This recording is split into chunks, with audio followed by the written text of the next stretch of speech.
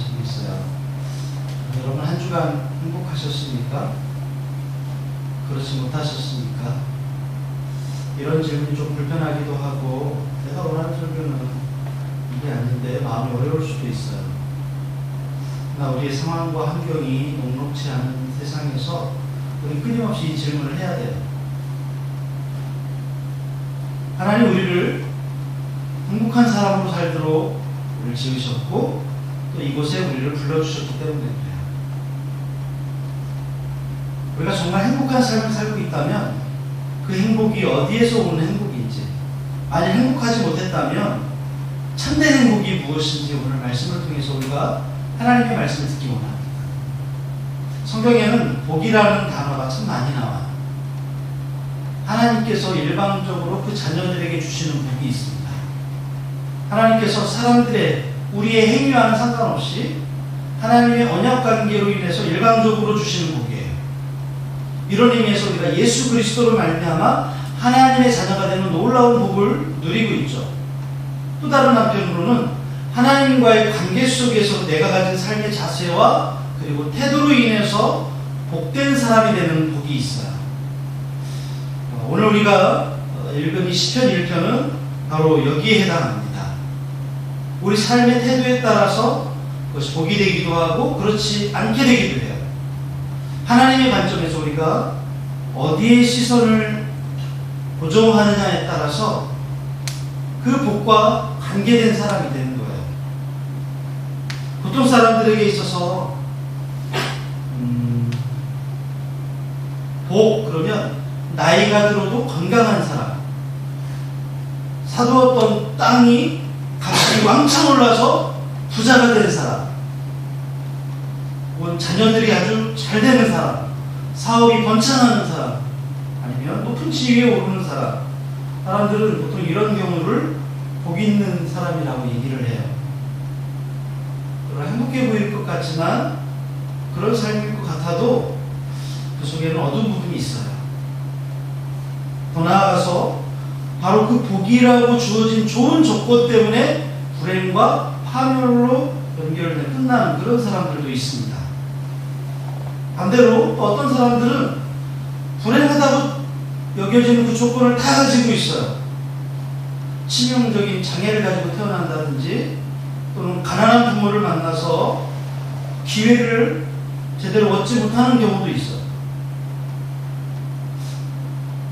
이러한 조건이 불행으로 이어지기도 하지만 반대로 오히려 이 불행한 조건이 더 힘있는 인생을 살아가도록 그 삶의 기폭제가 되는 그런 경우도 얼마든지 있죠.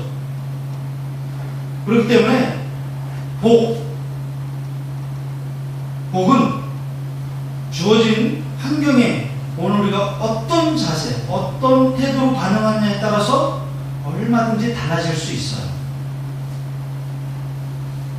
따라 성경이 말하는 복은 소유의 문제가 아닙니다. 성경의 복은 하나님과의 관계가 아름답게 지속될 때 그 속에서 얻게 되는 복, 이걸 말하고 있어요. 오늘 본문을 보면 복 있는 사람은 그런 복된 삶의 태도를 지니고 있습니다. 그렇기 때문에 우리가 생각해 봐야 될 것은 판단의 근거가 되는 나의 생각이나 나의 가치관이 하나님에 대한 믿음의 뿌리를 둔 것인지, 거기에 기반을 둔 것인지 우리는 점검해야 돼요. 믿음에 기초하지 않은 인생은 허무로 끝난다고 성경은 우리에게 말씀해 주고 있어요. 복된 사람은 악인의 꾀에 세워진 어떤 생각도 받아들이지 않는 사람. 그 결론은 우리 인생을 행복하게 할 수 없다는 것을 잘 알기 때문이죠. 또 복이 있는 사람은요, 행복의 진정한 원천이 하나님께 있다는 것을 말씀합니다. 여러분, 우리가 알고 있는 이 하나님의 말씀은 끊임없이 변화해 가고 있는 이 세상에서 우리에게 변함없는 삶의 기준을 제시해주고 있어요. 여러분, 기준이 변하면 어떻게 돼요? 모든 것이 다 바뀌겠죠. 그러나 기준이 확고하게 그곳에 딱 서 있으면 아무리 세상이 변해도 우리는 그것을 보고 살아갈 수 있죠. 마치 나침반이 우리가 어떤 상황이 가고 있든지 그 빨간 그 방향이 계속해서 북쪽을 가리키듯이 하나님의 말씀은 그런 거예요. 그래서 하나님의 말씀을 기초로 살지 않는 사람들은, 그것을 기초로 세우지 않는 사람은 다른 것을 기초로 삼는다는 얘기겠죠. 여러분, 우리를 한번 점검해 볼까요? 우리는 무엇을 기초로 살아가고 있죠? 하나님의 말씀이 우리의 기준이 아니고 기초가 아니면 무언가 분명히 다른 것을 기초로 하고 있을 거예요. 그것이 자신의 경험이라든지 내가 알고 있는 지식이라든지 아니면 친구, 또 선생님, 이런 것들을 통해서 비춰지고 얻어지는 것으로 우리는 충분히 인생의 기초를 쌓을 수도 있어요. 근데 예수님은 그런 것으로 인생의 기초를 쌓은 사람은 반석 위에 세워지는 그런 사람이 아니래요. 마치 모래 위에 집을 짓는 사람과 같다고 말씀하세요. 여러분, 사람의 것들은요, 믿음의 대상이 아니에요. 사람은 인생의 기준이 될 수 없어요. 참고사항은 될 수 있지만 절대적인 기준이 될 수 없습니다.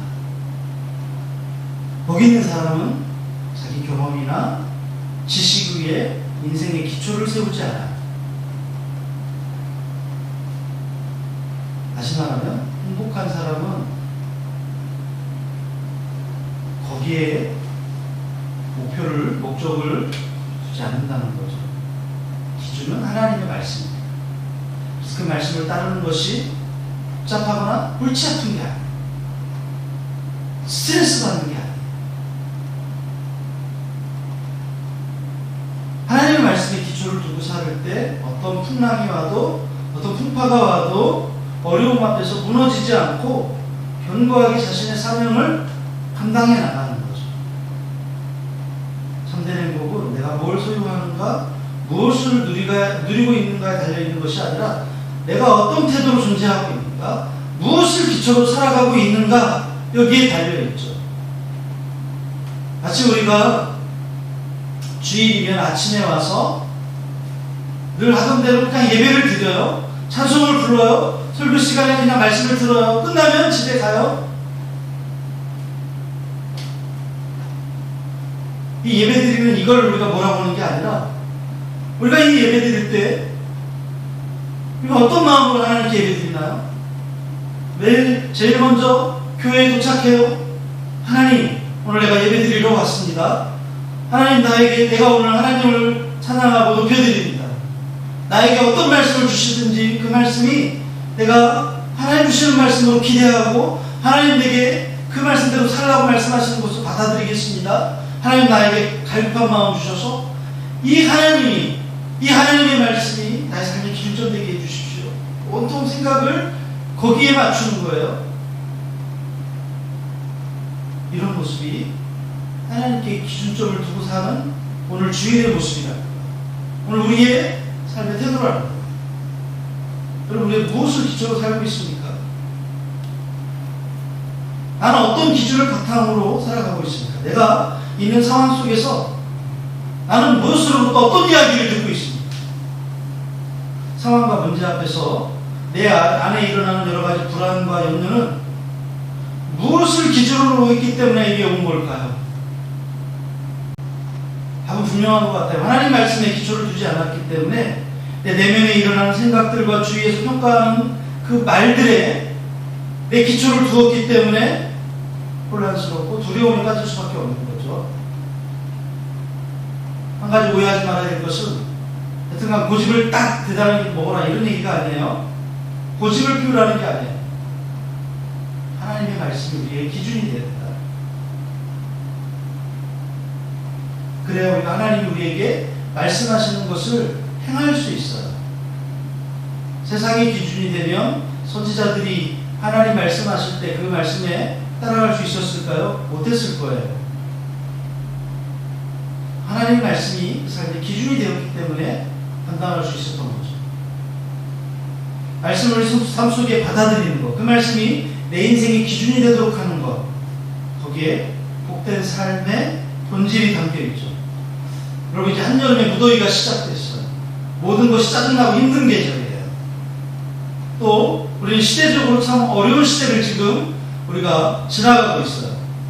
그렇기 때문에 오늘 우리가 하나님 앞에서 이럴 때 행복한 사람으로 살아갈 수 있는 저와 여러분이었으면 좋겠습니다. 이 시편의 말씀, 오늘 우리가 나누는 이 말씀이 저와 여러분의 삶의 태도와 하나님에 대한 관계가 새로워지는 그런 계기가 되기를 바라요. 우리 오늘 1절의 말씀을 보도록 합시다. 오늘은 좀 강의 설교라고 생각하면 좋을 것 같아요. 1절은 복이 있는 사람은 이렇게 되어 있어요. 히브리어로 아쉬레 하이시 아쉐르 이렇게 되어 있어요. 이렇게 시작해요. 아쉬레라고 하는 말은 똑바로 간다, 똑바로 가다라고 하는 1차적인 의미에서 거기에 번영과 성공이라는 의미를 포함합니다. 화면 보여주세요. 넘겨주세요. 네. 하나님께서 제시하신 그 삶의 길을 똑바로 살아가는 것 자체가 복이고, 또한 이런 삶으로 인해서 하나님께서 주시는 번영과 성공이 행복이라고 하는 것을 이렇게 말씀하는 거예요. 1절에 여러분 성경을 지금 같이 펴놓고 있죠. 1절의 말씀이 복 있는 사람은 이렇게 되어 있는데, 복 있는 사람, 행복한 사람은 이러는 거예요. 참된 행복을 누리는 사람은 이렇게 되어 있는데, 6절의 말씀은 어떻게 끝나요? 악인의 운명을 우리에게 확인시켜주고 있어요. 네, 성경 66권이 담고 있는 가장 중요한 주제들 중에 하나가 바로 이거예요. 하나님 백성이 돼서 그분의 뜻인 율법의 말씀을 가까이 하고 율법의 가르침을 따라 순종하고 살아가는 삶이, 그 길이 행복에 이르는 척결이다. 반면에 하나님의 율법을 멀리하고 도리어 죄악을 도모하고 사는 그 삶의 길을 택하는 사람은 스스로를 파멸에 던지는 패망의 길이라는 거예요. 행복의 길과 멸망의 길을 가늠하는 분기점이 뭘까요? 율법에 대한 태도, 하나님의 말씀에 대한 태도라는 거예요.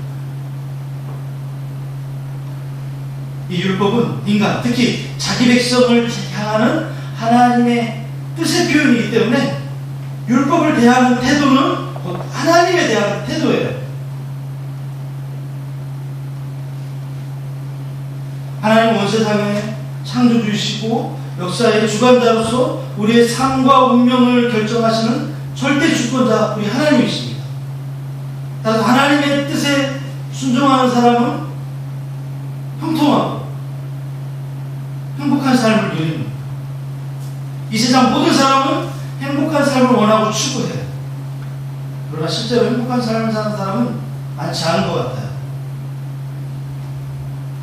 오늘 이 시편 1편은 현실 속에 살아가는 우리에게 진정한 행복을 누리면서 사는 길을 지금 제시하고 있어요. 그러면서 1절, 2절은 악인과 대조되는 의인의 특징에 대해서, 그리고 3절과 4절은 악인과 대조되는 그 삶의 일상, 그리고 5절, 6절은 그들의 운명을 누리게 해요. 그러면서 오늘 1절에 우리가 피해야 될 것 3가지를 말씀하세요. 이게 뭐예요? 악인들의 꾀, 악인들의 조언, 죄인들의 길, 그리고 오만한, 조롱하는 자들의 자리, 이걸 피하라는 거예요. 혹시 여기 좀 글자가 보이나요? 한번 읽어볼까요? 1절부터 3절까지 1절만 한번 다시 읽어볼까요? 시작. 그는 악인들의 조언으로 걷지 않으며 그는 죄인들의 길에 서지 않으며 그는 조롱하는 자들의 자리에 앉지 아니한다. 네, 히브리어를 직역한 거예요. 우리 성경에는 악인들의 꾀라고 되어 있는데 악인들의 조언이에요. 오만한 자라고 되어 있지만 조롱하는 사람이라고 했어요. 근데 악인들의 조언, 죄인들의 길, 조롱하는 자들의 자리, 이게 다 다른 표현이지만 독립적인 각각 다른 내용이 아니에요. 이 모든 행위는 거룩한 하나님의 백성이 마땅히 피해야 하는 악의 모습을 지금 얘기하는 거예요. 악인들이 말하는 조언은 하나님을 대적하고 부정한 방법으로 행동하자는 거예요. 아니, 돈만 많이 벌면 되지. 많은 사람들이 이것을 자신들의 행복을 이루는 첩경으로 생각을 해요. 남보다 빠른 성공을 위해서 옳은 길을 포기하고 죄악의 길, 불의한 길로 치우쳐요. 늘 하나님의 진리와 공의를 조롱하는 사람들이에요. 나아가서 하나님의 뜻에 순종하며 살아가는 사람들을 비웃는 사람들이죠. 그런데 가만히 성경을 들여다보고 있으면 그 강도가 점점 세지고 있어요. 어떻게 해요? 악인들의 조언, 죄인들의 길, 조롱하는 자들의 비웃음, 그 자리, 오만한 사람, 이 오만한 조롱하는 사람은 악인이나 죄인보다 더 적극적인 죄를 범하는 사람이에요. 즉 하나님을 조롱의 대상으로 삼을 뿐만 아니라 하나님의 뜻에 따라 사는 사람들로 하여금 그런 삶의 태도를 버리라고 말해요. 이게 누구의 모습이죠? 전형적인 사단의 모습이에요. 즉 오만한 사람은 사단의 하수인이 돼서 적극적으로 하나님의 영광을 훼손하고 사람들로 하여금 하나님으로부터 멀어지도록 유혹해요. 그러나 하나님의 백성은 그런 자들이 구축해놓은 그 터전에, 그 터 위에 있지 않아요. 앉지 않아요. 오늘 1절에서 우리에게 이걸 피하라고 말씀하고 있어요. 그럼 2절 볼까요? 2절은 어떻게 되어 있어요? 오직 여호와의 율법을 어떻게 해요? 즐거워요. 그 다음 화면 보여주세요. 제가 이번까지만 히브리어를 읽을게요. 키임, 베타, 에토라트, 예후와, 헤프초 이렇게 되어 있어요. 이제는 하나님의 사람들에게 복이 있는 행복한 사람들로서 살려면 적극적인 삶의 태도를 가지래요. 그리고 그 적극적인 자세를 가질 때 우리가 행복을 취할 수 있어요. 그 적극적인 태도가 뭐냐면 여호와의 율법을 즐거워하는 거예요. 또 성경 읽어, 또 율법해. 그게 아니고 여호와의 율법, 하나님의 말씀을 즐거워하는 이 적극적인 태도가 참된 행복의 사람으로서 살도록 행복을 누리도록 우리를 그렇게 만들어준대요. 그래서 오직 여호와의 율법을 즐거워하여 라고 하는 이 즐거워한다는 말은 거기에 기쁨과 소원이라는 말의 합성어예요. 그래서 직역하면 그의 기쁨, 그의 소원 이런 의미예요. 복 있는 사람은 여호와의 율법이 그의 즐거움이자 성취하고자 하는 소원. 다시요. 하나님의 말씀이 그의 즐거움이자 성취하고자 하는 그의 소원이라는 거예요. 와, 이 정도 되면 목사님이나 선교사님들이나 이렇게 살지 이거 어떻게 그런 생각이 막 왔다 갔다 지나갈지도 몰라요. 근데 1절에서 악인과 함께 죄를 도모하는 것을 기뻐하지 않고 그 자리에 있지 않고 그 다음에 여호와의 율법을 기뻐한다. 그래서 어떻게 해요? 그 말씀을 묵상하며 사는 거죠. 복 있는 사람은 그가 즐거워하고 성취하기를 소원하는 여호와의 율법을 중단 없이 그 입으로 되뇌이고 그것을 묵상하는 삶을 살아간대요. 우리가 언제 이 여호와의 율법을 하나님의 말씀을 묵상하며 살아가죠? 솔직히 우리가 좀 솔직히 고백하자면, 터놓고 얘기하자면 일주일에 주일날 한 번씩 성경 읽는 거, 설교 시간에 성경 읽는 거 외에는 별로 그런 기회가 없잖아요. 수많은 시간들 안에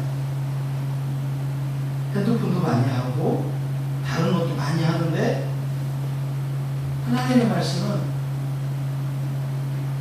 그 비중으로 보거나 비유를 보거나 별로 생각하지 않아요. 우리 뭘 제일 많이 묵상하죠? 내 삶의 문제,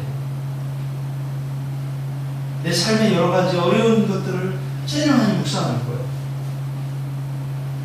모세는 이스라엘 백성들에게 여호와 하나님을 사랑하는 방법으로 율법의 말씀을 외우고 마음으로 그 의미를 되새기는 그 이상의 삶을 살도록 가르쳐주고 있어요. 이게 신명기 6장 4절에서 9절까지의 말씀이죠. 우리가 잘 아는 말씀이지만 이 히브리 이스라엘 사람들은 쉐마라고 해서 이 말씀을 굉장히 중요한 말씀으로 얘기해요. 오늘 우리에게도 마찬가지예요. 한번 같이 읽어봅시다. 시작. 이스라엘아 들으라. 우리 하나님 여호와는 오직 유일한 여호와이시니 너는 마음을 다하고 뜻을 다하고 힘을 다하여 내 하나님 여호와를 사랑하라. 오늘 내가 네게 명하는 이 말씀을 너는 마음에 새기고 내 자녀에게 부지런히 가르치며 집에 앉았을 때든지 길을 갈 때든지 누워있을 때든지 일어날 때든지 이 말씀을 강론할 것이며 너는 또 그것을 내 손목에 메어 기호를 삼으며 내 미간에 붙여 표로 삼고 또 내 집 문설주와 바깥문에 기록할지니라. 네, 우리가 좀 전에 우리가 아까 시편 1절 말씀 2번이나 한번 같이 읽었어요. 근데 시편 1편에서 멸망하게 되는 악인의 삶은 어땠어요? 그런 악인들의 조언을 따르고 죄인들의 길에 서고 조롱하는 자들의 자리에 앉아 있어요. 근데 의인들의 삶은 어땠죠? 적극적으로 그 율법을 실천하고 삶을 살아내도록 하고 있어요.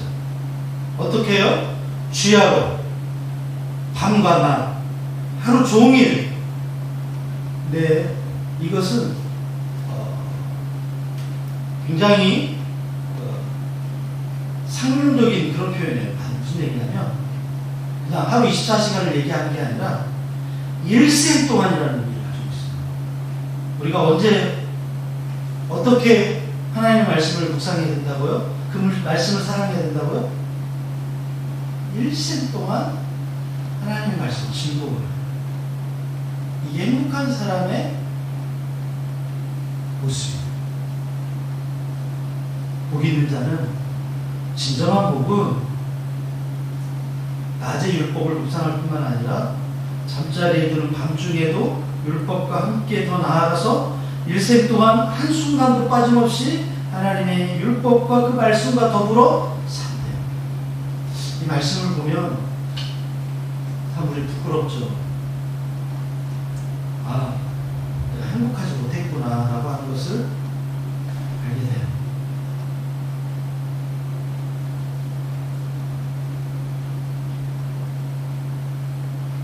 따라서 율법을 머리로 생각하고 마음으로 수용하는 것뿐만 아니라 몸으로 실천하는 그 사람이야말로 율법과 하나가 되는 삶을 살아간대요. 이 사람이 행복한 사람이에요. 그래서 아까도 우리가 같이 읽었지만 복대 복이 또다. 어떤 사람이요? 하나님의 말씀을 즐거워하는 사람. 네, 날씨도 덥고 짜증나요. 참 요즘 힘든 시대예요. 네, 우리가 정말 행복하게 살려면 그렇게 하라고 말씀하고 있어요. 곰곰이 생각했어요. 시편은 성경에서 가장 분량이 많잖아요. 시편이 몇 편까지 있죠? 150편까지 있어요.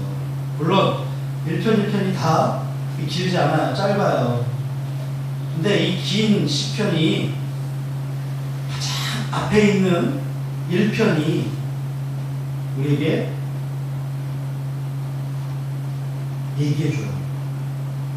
우리가 하나님의 백성으로서, 하나님을 예수 믿는 사람으로서, 신앙인으로서 진짜 행복한 사람이 어떤 사람인 줄 아나? 하나님의 말씀을 즐거워하는 사람이냐 라고 얘기해 주죠. 그 사람의 모습을 어떻게 얘기해 줄까요? 3절에 보니까 이렇게 돼 있죠. 시냇가에 심은 나무가 어떻게 한다고 해요? 철을 따라 열매를 맺으며 그 잎사귀가 마르지 아니함 같으니. 그러니까 1절 2절에는 악인과 대조되는 의인의 모습에 대해서 얘기하는데 이제 3절, 4절에서는 의인과 악인의 대립하는 실상을 보여주는데 어떤 모습이에요? 그림 보여주세요. 네. 그 그림이 좀 잘 보여요. 시냇가에 심은 나무와 이게 바람에 나는 교와 대조해서 보여주는데 이 시냇가에 심은 나무. 성경에서요, 한 사람의 인생을 가장 많이 비유적으로 표현한 것이 나무네요. 하나님께서 이스라엘을 멸망시킬 때 어떻게 해요? 내가 너희를 거기에 갖다 심겠다. 또 가나안에 있는 그 사람들을 뽑아낸다. 거기다 갖다 심겠다라고 하는 표현을 쓰죠. 우리가 잘 알고 있다시피 이 중동, 이 팔레스틴은요, 계절이 두 개예요. 건기와 우기. 굉장히 뚜렷하게 구분이 됩니다. 연 강수량이 600mm예요. 우리의 3분의 1도 안 돼요. 근데 비는 우기에만 집중적으로 내려요. 그래서 이 팔레스틴에는 우기에는 물이 흐르는데 건기에는 물이 말라요. 그래서 키가 큰 나무가 별로 없어요. 근데 예외적으로 시냇가에 심겨진 나무는 크게 자라고 사철을 푸르고 많은 열매를 맺어요. 그러면 물이 마른 다음에, 네, 물이 마른 다음에 시내는 물이 풍성하게 저장되어서 항상 흐르는 인공적인 관계 수로를 말하는, 즉 사람이 인공적으로 만든 냇물, 이게 시내물. 그러니까 골짜기에서 졸졸졸졸 흐르는 그게 시냇물이 아니라 성경이 말하는 시냇물은 이런 모습이에요. 사람이 직접 관계 수로를 파내고 만들어서 그곳에 심겨진 나무예요. 여기는 물이 있어요. 물이 항상 줄기차게 흐르기 때문에 시냇물이 나무들의 생명의 근원이 되는 거예요. 그래서 의인의 번영을 시냇가에 심겨진 계절에 따라서 과일을 맺고 잎사귀는 마르지 않는 나무의 필요, 그 생명력을 시냇가에 심은 나무라는 이미지로 이렇게 보여주고 있어요. 이게 누구라고요? 의인, 행복한 사람, 복이 있는 사람. 마찬가지로 여호와의 말씀을 즐거워하고 그 성취에 소원을 두면서 날마다 묵상하는 사람의 삶은 거칠 것이 없이 항상 형통한 삶이 되는 거예요. 그 다음 성경 보여주세요. 네. 맨 마지막에 보면 뭐라고 되죠? 결국 3절 한번 같이 읽어볼까요? 시작. 그는 마치 시냇가에 심겨진 나무와 같다. 그 나무는 그 열매를 철을 따라 내는도다. 그리고 그 나무의 잎은 시들지 않는다. 결국 무엇이든지 그가 하는 일은 다 형통하도다. 네. 결국 그가 하는 일은 다 형통하도다. 이 형통하다라고 하는 것은 거칠 것이 없이 앞으로 그냥 돌진하는 모양을 나타내는 표현이에요. 형통. 앞길이 평탄하고 형통하며 번성하는 것에 관계된 모든 것을 의미하는 거예요. 그런 표현이 구약 성경에 있죠. 어디 있을까요?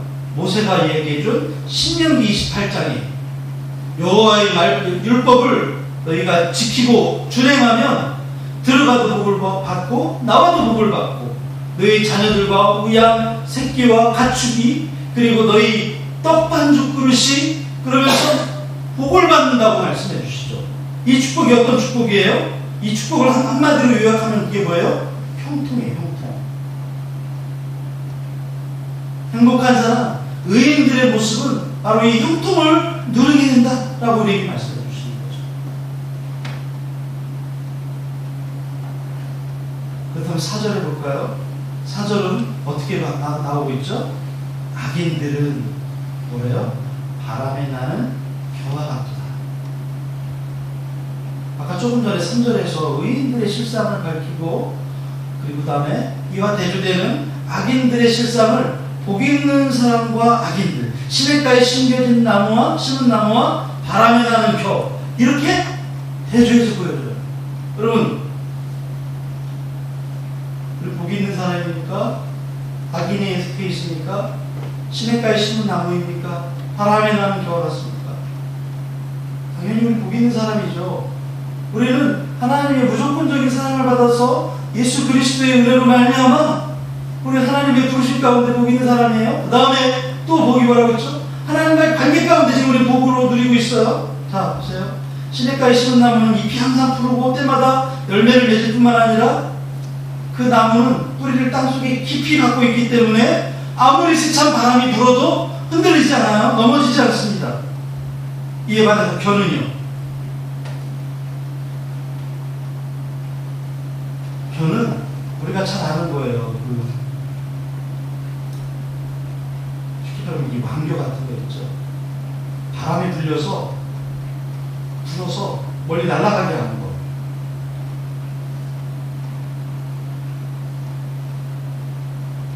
아주 약한 바람만 불어도 견디지 못하고 날아가 버려요. 악인은 어떤 사람일까요? 하나님의 기준에서 어긋난 모든 사람을 나타내는 포괄적인 단어가 바로 이 악인이에요. 어떤 특정한 죄를 저지른 범법자뿐만 아니라 하나님을 떠나 사는 사람, 전반적인 삶이 하나님의 율법을 떠나서 어그러진 방향으로 치우친 모든 사람들을 지칭하는 단어가 악인이에요. 1절에 죄인들, 오만한 조롱하는 자들 모두 다 악인들입니다. 그 다음에 겨는 뭡니까? 바람에 힘없이 달리는 쭉정이를 말하는 껍질만 있고 알맹이가 들어있지 않은 아무짝에도 쓸모없는, 그래서 농부들이 이렇게 수고해야만 하는 그 수고만 가중시키는 그런 게 바로 겨예요. 이 겨는 하나님에 의해서 가치 없는 자로 판명되어서 결국 버림받는 사람들을 상징하는 것이 겨예요. 그래서 추수 때 농부가 바람에 까불리는 그 기질을 통해서 알곡과 쭉정이를 분리해내듯이 하나님의 심판의 바람이 불어닥칠 때 악인들은 의인들로부터 분리되고 결국 심판의 자리에 떨어져서 멸망당하게 된다라고 말씀하고 있어요.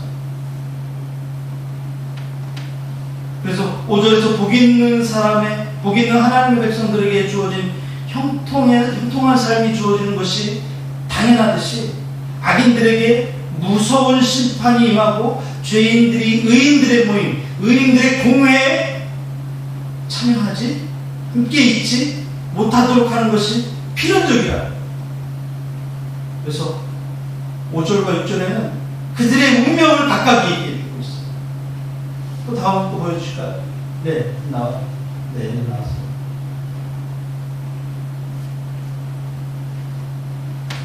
무슨 얘기냐면 그들의 존재가, 이 겨는 하나님으로부터 인정을 받지 못한다는 뜻이에요. 구약성경에서 가장 치명적인 하나님의 심판이 뭐냐면 회중 안에서 벗어나는 거예요. 회중 안에서 쫓겨나는 거예요. 죽음을 뜻하는 것입니다. 미리암이 문둥병이 발해서 쫓겨났죠. 고라와 그 관역한 무리들이 분리되어서 결국은 심판받았죠. 아간이 범죄하고 그 가족들이 회중에서 분리된 것처럼 바로 이 분리, 함께 있지 못하는 거예요. 그렇기 때문에 죄인들은 결국 하나님의 심판과 의인들의 공의 안에 포함되지 못하는 거예요. 그러니까 여기서 악인, 죄인은 다 같은 뜻이에요. 그리고 의인은 죄가 전혀 없다는 얘기가 아니라 악을 피하고 율법을 준행하는 삶을 삶으로 인해서 하나님으로부터 의인이라고 인정된 사람들을 말하는 거예요. 여러분, 우리 다 떳떳하지 못한 부분들이 다 있어요. 우리 다 인간이잖아요. 우리 다 애당한 부분이 있잖아요.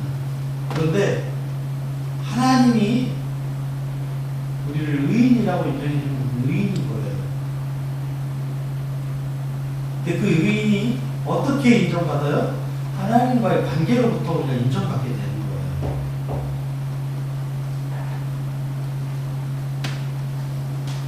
결국은 죄인들은 하나님의 심판, 그래서 의인들의 모임, 공회 안에 결국 포함되지 못하는 거죠. 자, 오늘 이 말씀은 악인들의 비참한 운명을 말하는 것이기도 하지만 복 있는 자로 살아가기 위해서 우리는 어떻게 해야 돼요? 항상 죄를 경계하고 죄인의 자리에 빠지지 말아야 될 것을 우리에게 말씀해 주죠. 5절에 이어서 6절에서도 의인과 악인의 상반된 운명에 대해 노래하면서 우리에게 바른 삶의 자세에 대해서 말씀하세요. 그 이유는 의인의 삶은 형통하지만 악인의 삶은 심판으로 끝나기 때문입니다. 다시 한번 따라합시다. 의인의 삶은 형통하지만 악인의 삶은 심판으로 끝난다. 네. 성경에 나오는 욥이라고 하는 의인도요, 또 하나님 앞에 의인이라고 인정받았던 다윗도요, 고난이 있었어요. 수없이 힘든 그런 시간들이 있었어요. 남들이 보면 남들이 손가락질 했었어요. 죄인이라, 악인이라. 왜 그 삶의 모양이 그 모양이냐. 근데 결국은 어떻게 돼요? 하나님이 인정해 주시니까 형통한 자의 삶으로 돌아가게 되잖아요. 마지막 6절입니다. 6절은 같이 읽어볼까요? 시작. 무릇 의인들의 길을 여호와께서 인정하시나. 네, 그래요. 근데 우리 여기 나와 있는 이 화면에 있는 6절을 한번 같이 읽어볼까요? 시작. 결국 여호와는 의인의 길을 아시지만 악인들의 길은 멸망하리로다. 네, 악인들의 길은 멸망하리로다 그랬어요. 여기서 여호와는 의인들의 길을 아시지만 안다라고 하는 뜻이 표현이 히브리어로는 야다라는 단어예요. 이게 정말 중요한 동사예요. 이 야다라는 단어가 성경에서 가장 먼저 사용된 것은 창세기 4장 1절에 나와요. 이렇게 나오죠. 아담이 그의 아내 하와와 동침함에 하와가 임신하여라 그랬죠. 여기 동침이라는 단어가 야다예요. 부부관계를 통해서 남자와 여자가 서로를 전인격적으로 아는 것을 히브리어로 야다라고 그래요. 이 표현이 하나님께서 오늘 시편 1편 6절에 내가 너를 안다라고 이야기하는 바로 그 표현이에요. 하나님이 전인격적인 알므로 나의 모든 것을 아신다. 그래서 결국 여호와는 의인의 길을 아시지만 안다. 우리가 하나님께로부터 받을 수 있는 가장 큰 칭찬이 뭘까요? 내가 너를 안다라는 표현이에요. 오, 잘했어. 우리 이 표현이 굉장히 갈급하잖아요. 칭찬받고 인정받고. 근데 성경에서 가장 큰 칭찬은 바로 내가 너를 안다 라는 표현이에요.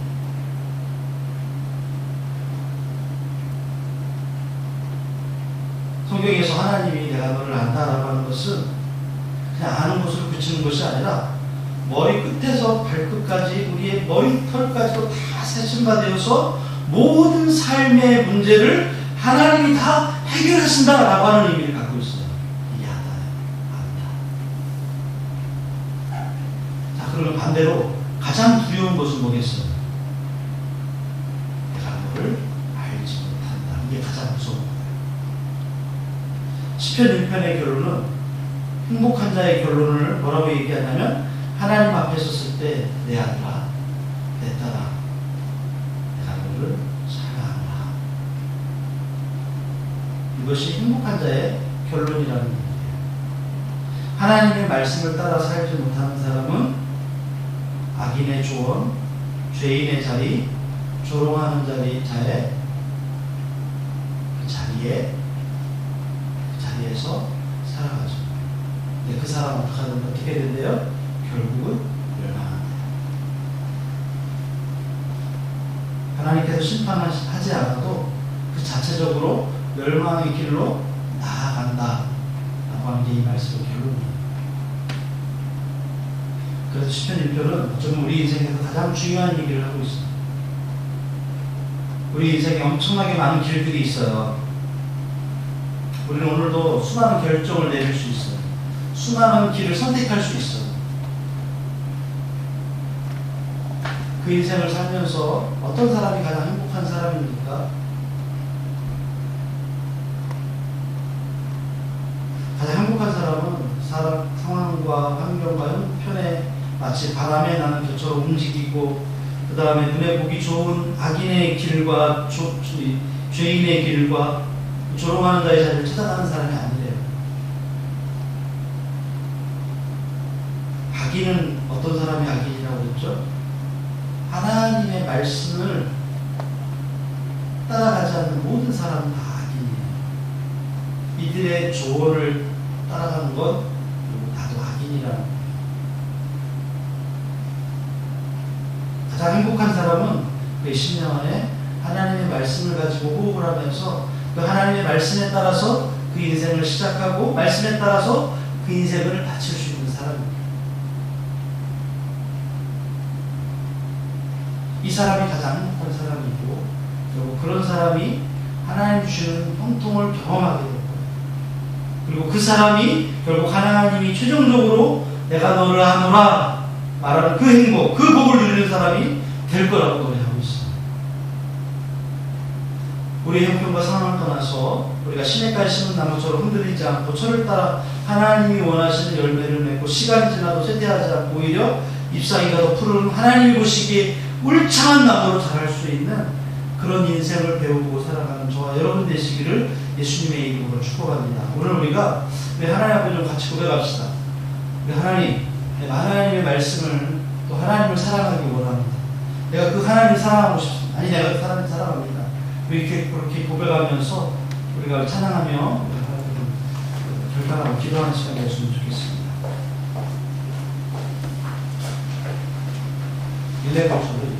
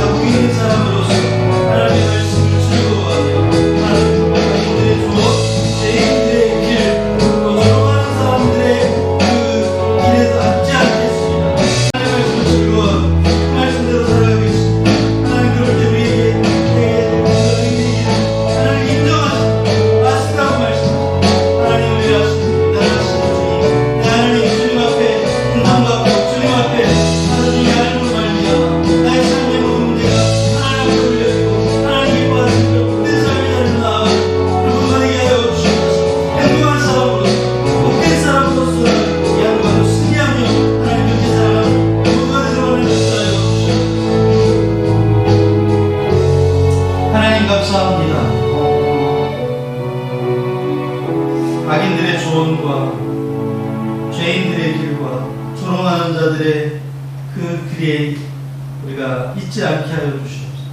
날마다 하나님의 말씀을 즐거워하고 그 말씀을 숨쉬고 그 말씀과 함께 즐거워하고 살아내는, 그래서 하나님이 인정하시는 시냇가에 심은 나무처럼 우리가 그렇게 살아내고 싶습니다. 하나님이 한 주간도 우리 가정이, 우리 일터가, 우리 삶이 그런 인생이 되도록 하나님 복 주시고 인도하여 주시옵소서. 예수님의 이름으로 간절히 기도합니다. 아멘. 여호와는 내게 복을 주시고 너를 지키시기를 원하며 여호와는 그의 얼굴을 내게 비추사 은혜 베푸시기를 원하며 여호와는 그 얼굴을 내게로 향하여 드사 평강 주시기를 원하노라.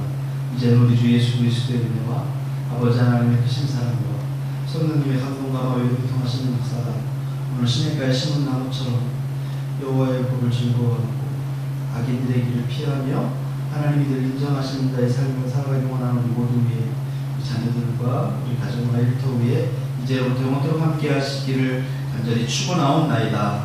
아멘.